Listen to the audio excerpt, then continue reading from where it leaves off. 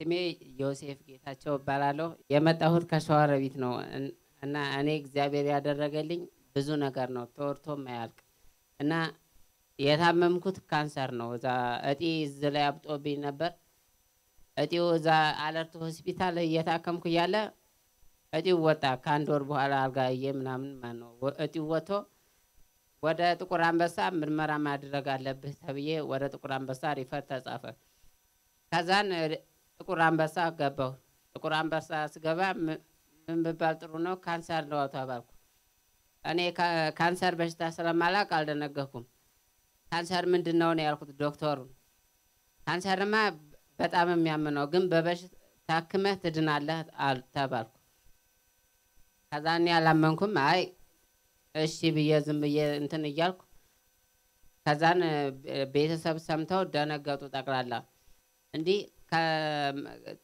ሰኞ ትወስዳለህ የካንሰር መድኃኒት ኬሞ ትወስዳለህ ሲሉ ኬሞ ምንድነው ስላቸው እዛ ስትሄድ ታየዋለህ ተባልኩ ከዛን እሺ ብዬ ሄድኩ አላመንኩም እና የታመሙትን እየዞርኩ ስጠይቅ አረ በሽታውማ ከባድ ነው ይሄንን ኬሞን መጨረስ አለብህ በየ21 ቀኑ ለስድስተኛ ጊዜ ነው የተባልኩት እና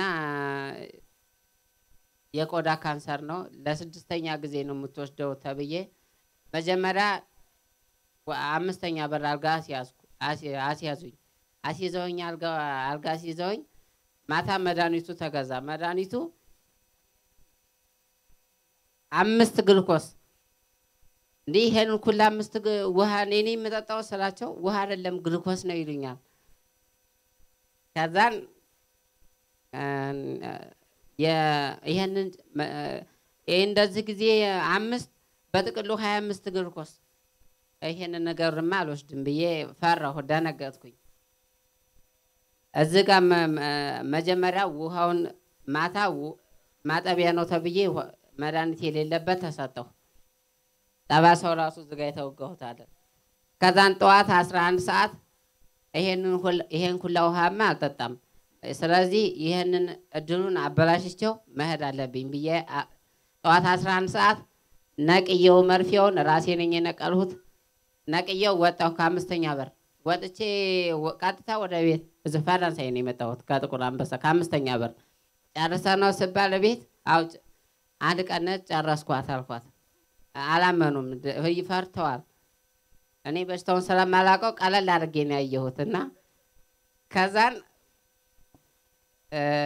ተደወለልኝ ስልክ አረኔ ሄጃለሁ የለሁም አልኳቸው ከዛን ከአምስተኛ በር እዚህ ትልቁ ሆስፒታል ደውለው ዮሴፍ ጌታቸው ጠፍቷል ተባልኩ እኔ እድሉ ተበላሽቶ ያን እንዳልወስድ ነው ከዛን ለአክስቴ ደውለው ለይቱ ጠፍቷል ምንም መድኃኒት ሳይወስድ ነው የወጣው ብለው ሲነግሯት በጣም ተጨነቁ ደነገጡ እድሉን አበላሽ በቃ እንግዲህ ሊሞት ነው ይሞታል ምን ያሉት በቃ ከዛን እዚህ ለቀብርም ስለማትመች እዛው ሀገር ትሄዳለህ አለች አክስቴ አው እዚህ ለቀብር ስለማልመች እዛው ሀገር ሄጄ እቀበራለሁ አልኳት ከዛን ደውለው ሮብ ቀን ደውለው ሐሙስ መምጣት አለበት አሉ እንዴ ድጋሚ ሊያስገቡኝ ነው እንዴ ሐሙስና ያሉት በየ ደንግጬ ድጋሚማ ድሩን ታገኘ ትወስዳታለህ አሉ ብለው ሄድኩኝ እነሱም ተከትለውኝ ሄዱት እስከዛሬ ብቻ ነበር ማረው ያን ቀን ድጋሚ ይመጣል ብለው ተከትለው ሄዱ ጥቁር አንበሳ ከዛን ለምንድነው ተተሄከው አሉኝ ከዛም ዝም ነው ያልኳቸው ድጋሚ ተወስዳለህ ሰኞ ተወስዳለህ ስለው እንዴ ዶክተር ለ6 ወር ቀጠሮ ስጠኝ እኔ ድጋሚ አልወስድም ቀጠሮ እንዴት ያበላሽ ድጋሚ እንዴት ይገባል ስለው ትገባለህ አኛኩ የተቀጠርነው እንዳንተ አይነቱን ለማዳን ነው አለኝ እኔ ድኛለሁ አልኩት ዝም ብዬ ማለት ነው በሳላቅ ከዛን እዚህ ቸርች እየመጣው ፕሮግራም መካፈል ነበር እንደዛም እየተማርኩ እዚህ ፕሮግራም ተካፍዬ ማለት ነው ተካፍዬ እሄዳለሁ ዝም ብዬ እዚህ እየመጣው እየተካፈልኩ ሰር ትምህርቱ ይገባኛል። በጣም ደስተኛ ሆኜ ነው የምሄደውና ሁሌ እንዴ የእግዚአብሔር ልጅ እንዴት ይታመማል ብዬ የሆነ እንደዚህ አስብና ከዛ ማን ነው የሆነ ታሞ የሞቶ የተነሳ እንትን አለ ከዛን ያንን ምስክርነት ተመስክሮልኝ እኔም እኮ እንደዛ እንደሰውየው ብሞትም የእግዚአብሔር ልጅ ነኝ ብኖርም የእግዚአብሔር ልጅ ነኝ ብዬ እንደገና ሰኞ ቀን ድጋሚ እድል ተሰጥቶኝ ገባሁ። አንድ ቀን ሁለት ቀን ሶስት ቀን ወስጄ በሶስት ቀን ሶስተኛው ቀን በጣም ደነገጥኩ።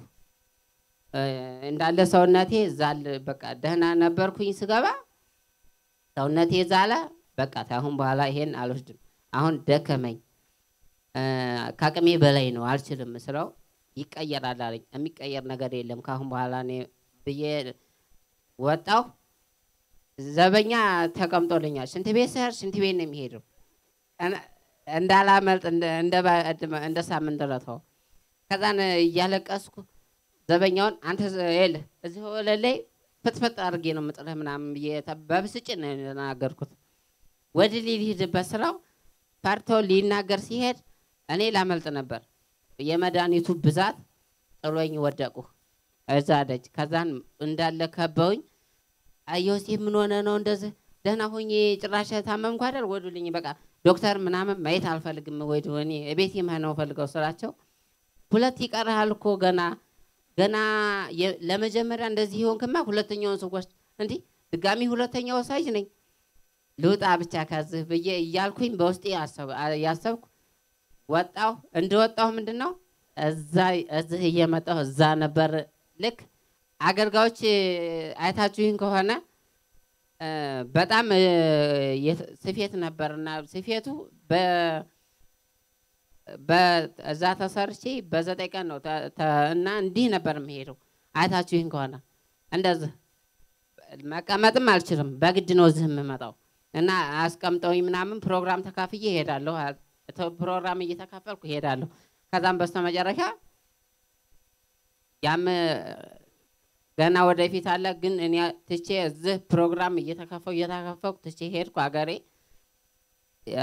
የዛ ሲደወልልኝ ና የት ነህ ሲሉኝ እኔ አገሬ ሄጃለሁ መምጣት አልችልም ነው ሁሌም ነው የሚደውሉት ዶክተሮቹ ማለት ነው። በጣም ጥርጣሬ ዋናው ያ ሰርጀሪ የሰራኝ የአሜሪካን ዶክተር ነው። እሱ ራሱ ደውሎልኛል። ለምንድን ነው ዶክተር የምታበሳጨው ስትህ የሚካሄደው ህክምና እኛ እንድትድን እኮ ፈልገን ነው ሲለኝ እኔ ድኛለሁ ዶክተር እንደገና ልጨፈልቁኝ ነው እንዲህ ይለዋለሁ።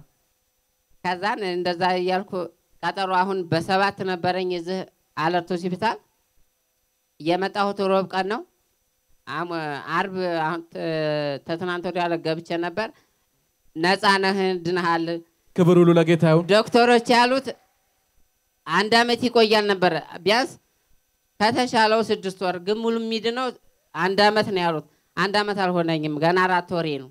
ይኸው ክብር ክብር ክብር ክብር ክብር ክብር አልቀመጥም ነበር። ይኸው እንደዚህ አልሆንም። አንስም ቅዱስ አለ ጌታ